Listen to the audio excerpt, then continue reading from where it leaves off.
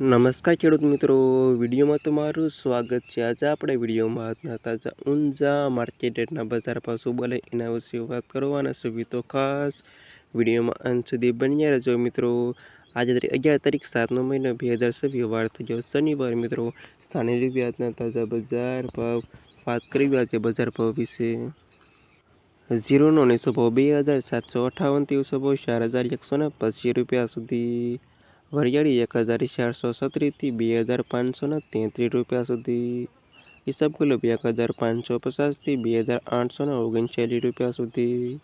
સરસવ 1400 થી 1400 રૂપિયા સુધી। રાયડો 1200 થી 1399 રૂપિયા સુધી।